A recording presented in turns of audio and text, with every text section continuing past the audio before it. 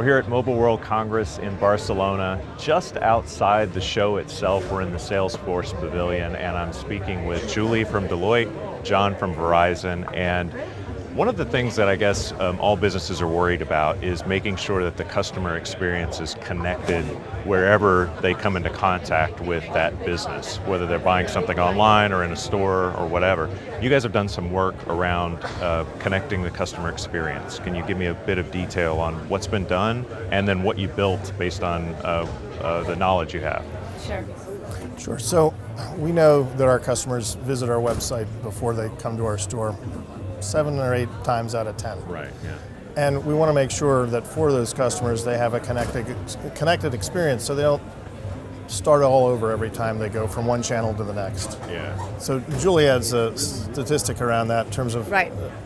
There's around, and we also know with our Deloitte research that about 85% of customers search online, which is similar to what John stated. And then what we also know, which is critical, is that it takes about 2.5 channels on average for a customer to make a purchase on a wireless device. And we also know that the prospect or customer usually wants to hold the device before actually making a purchase because it's so personal. Oh, interesting. So they're 2.5 channels, meaning they're seeing it on television, they're maybe reading it in print, maybe they're seeing it online. Right. You know.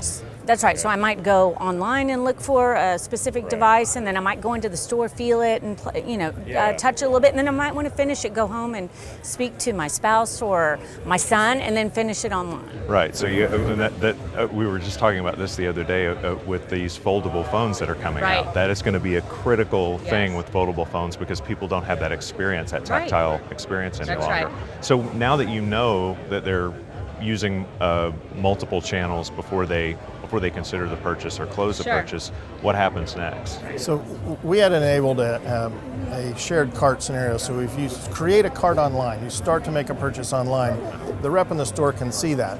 So that's great for the rep in the store, but for the customer, they were still coming into the store not knowing who they were going to speak to. Okay. So what we've created is a messaging strategy where first of all, the customer kind of pre-qualifies themselves as being interested. And then we connect that rep, a rep in the store, salesperson, with that customer. So when they get there, they're already looking for a person to make that experience more personal. Yeah, I was about to say it's very personalized. It's also sort of like, it's almost like, what do you call it, shopping assistance or something like that, or sort of a concierge service almost. And this is done just on the basis of the customer starting a cart and then visiting the store. That's correct. Right. Okay. And what powers this? What's behind the scenes? Right. So previously, the architecture technology within Verizon, there was really almost a one and done. So if you had the saved card, or if you went in the store, there might be one interaction and then it wasn't followed up. As we talked about before, it takes multiple channels. So we've enabled Salesforce in the middle of the different channels for Verizon. So then, for example, Phil, if you were shopping in a store, shopping online, we would put you on what we call a journey, so we can nurture you to closure. We know if you went online, we know if you were in the store. So we've put that technology in the middle of the different channels to manage the journey and let you engage in your own speed and in the channels of your choice. Okay.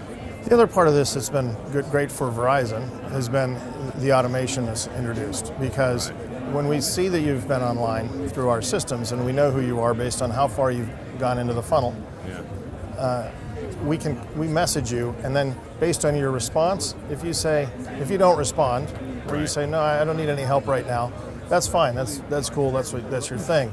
But if you're a customer that says, yeah, I'd really like some help, then when the salesperson comes in the morning, they already have the people that would like to meet with them, or even in the middle of the day, it's kind of a real-time situation. So you respond to an automated message, it looks real to the customer, the customer responds, and then you can talk with them in real time via text. So the solution you built here sounds interesting.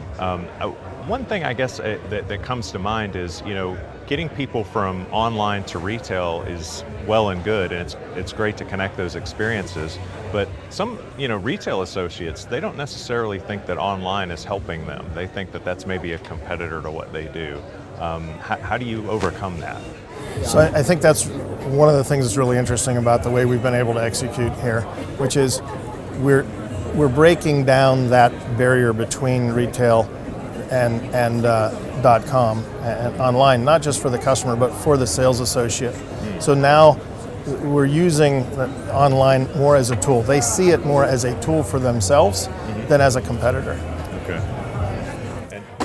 I just might add, yes, I will add to that, this was one of the great successes of the program with Verizon, because the focus is on the customer, and it's not on each of the channels, it's not on commission. Verizon had the perspective of let's do what's right for the customer, engage with the customer on the channel of their choice, and then everything will work out if the customer is at the center of the whole engagement. Couldn't agree more.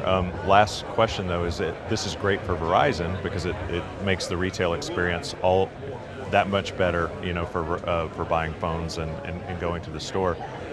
Does it have broader applicability to other businesses, Sure. Besides just the general knowledge?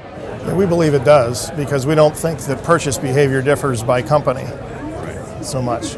Right. And we've seen some interest from certainly other carriers and even outside of our industry, where we think we can have some success and we can help other people have some success there too. Okay, that's great. Well, thanks so much for spending the time with us. I know the shows, there's so much going on, Yes, but this is a thank really you. interesting sort of development in the world of retail, but also how businesses and consumers Yes. interact. Thanks. Thank you. Thanks, Thank Phil. you.